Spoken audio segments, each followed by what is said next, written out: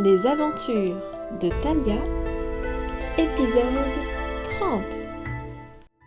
Comme quand elles ont quitté Doumounea, il y a du monde sur la route de Lazare.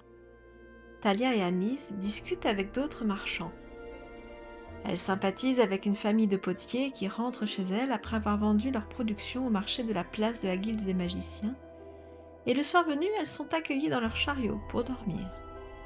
Cette première partie du voyage se révèle ainsi très agréable. 2 jours plus tard, elles arrivent à une grande intersection permettant soit d'aller au nord, soit de se rendre à Totipotipolis, la capitale dans les plaines centrales, soit bien sûr de retourner à Lazare. Elles choisissent de continuer vers le nord, mais le flot de voyageurs se tarit brutalement, car la majorité chemine vers Totipotipolis. Thalia est étonnée de voir que le nord est tant délaissé au profit de la capitale qui doit vraiment être une cité incroyable. « Quelle est la grande ville du nord ?» demande Annelise. « Je crois que c'est Cinnamon. Elle a quoi comme réputation ? Être froide. Et puis, il paraît qu'il y a beaucoup de poissons et de fourrures là-bas. Mais je n'en sais pas grand-chose. Elle est tellement à l'opposé de Doumounea. Ça va nous changer. » Les filles sont contentes d'être à nouveau seules sur la route. C'est plus facile pour discuter des choses qui comptent vraiment. Ya ya ya, les appelle Katamimi, perchés sur un rocher, là où la forêt devient plus profonde.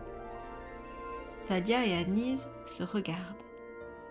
Leur fidèle petit compagnon de route a tendance à être une vraie catastrophe en cuisine, mais il les a déjà, dans le passé, avertis de danger. Elle décide de le rejoindre. Thalia aurait préféré rester sur la route, mais tant pis. Le petit trio s'enfonce dans les bois. L'air est frais, mais en marchant, elles n'ont pas froid. Anis doit cependant prendre une pause. Sa respiration s'est quelque peu accélérée. « Je vais me mettre un peu d'onguent contre l'asthme, » avertit-elle. Thalia s'arrête auprès d'elle, inquiète. « Ça va ? On peut faire une pause. On ne sait même pas trop où on va. » « Je préfère prendre une précaution, prévenir une éventuelle crise. » La fillette regarde autour d'elle tout en s'appliquant un peu d'onguent sur la poitrine. « Peut-être que Katamimi va nous amener à nouveau à des fraises des bois, » sourit Annelise. Mais le drôle d'animal bleu se retourne sur lui-même. Il a l'air un peu déboussolé. « Que fait-on maintenant ? On peut faire notre campement pour la nuit. » « D'accord. D'abord, je vais me soulager derrière ces fourrés, » dit Annelise. « Fais attention aux orties. » »« Ne t'inquiète pas. » Pendant qu'Annelise s'éclipse derrière les buissons, Thalia commence à chercher des grandes branches. Elle va s'en servir pour tendre la toile qui lui sert en journée de baluchon et ainsi leur faire une petite cache pour la nuit. Elle entend alors comme un frémissement dans la végétation derrière elle. Elle se retourne en sursaut. Ce n'est pas du tout par là qu'est censée être Annelise. Elle scrute les buissons, mais elle ne voit rien. A-t-elle rêvé ? Et d'un coup, elle entend un cri derrière elle. « Ah !» Immédiatement suivi d'un bruit d'un corps qui tombe. C'est la voix d'Annelise. Thalia se précipite.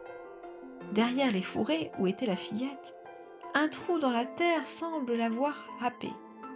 « Annelise ! Thalia ! Je suis tombée ! Tu arrives à remonter ? » ?»« Je ne sais pas.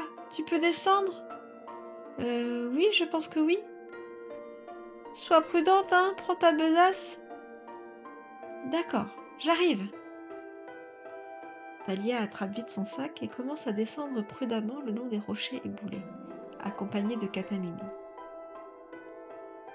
Elle fait très attention, car elle ne veut pas emprunter la voie vers son toboggan comme Annelise.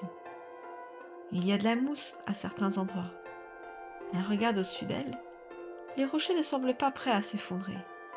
C'était juste la terre qui était trop meuble et s'est effondrée sous le poids d'Annelise, car il y avait une sorte de fosse naturelle en bas. Le dernier passage est délicat. Talia doit sauter d'une hauteur correspondant à sa taille. Paraît étonnant qu'Anis n'ait pas pu grimper. Elle devra se faire un échafaudage de pierre pour remonter d'ailleurs. Ça y est, Talia et Katamimi ont pu rejoindre Anis. Ça va? Rien de cassé? Oh, j'aurai un beau bleu à mon postérieur, grimace la fillette.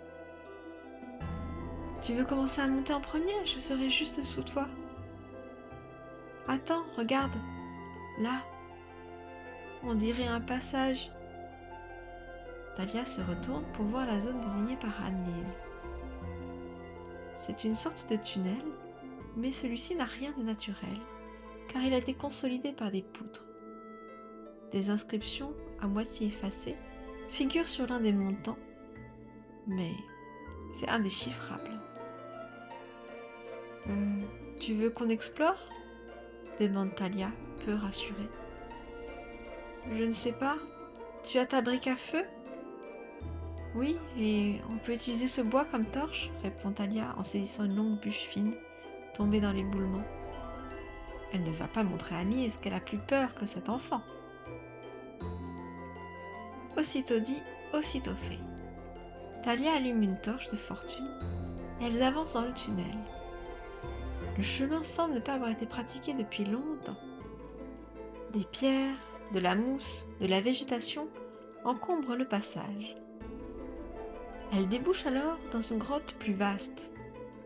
Un puits de lumière illumine l'endroit. Il y a des stalactites et des stalagmites, c'est impressionnant. Un petit cours d'eau ruisselle le long de la roche. D'autres tunnels semblent s'enfoncer sous la terre. Au centre de la caverne, il y a un coffre. Il paraît vieux. Crois-tu qu'il contienne un trésor? Chuchote Annelise. Malgré la beauté de l'endroit, Talia est toujours nerveuse. Mais ce serait trop bête de passer à côté d'un butin, il faut vérifier. Main dans la main, les filles s'approchent précautionneusement. Katamimi reste prudemment au niveau du tunnel. Le coffre s'ouvre facilement. D'abord, elles ont l'impression qu'il ne contient rien. Mais Talia tend la main et touche un morceau métallique. Elle le sort. Il s'agit d'un médaillon en forme d'aigle. Le métal paraît bien être de l'or. Cela doit être un bijou précieux et très spécial. Un grondement sourd se fait alors entendre qui semble venir des profondeurs de la terre. Talia et Annelise sursautent. Quelque chose approche venant d'un des tunnels en face. Une créature qui, vu le bruit, semble très grande et très furieuse. La suite au prochain épisode.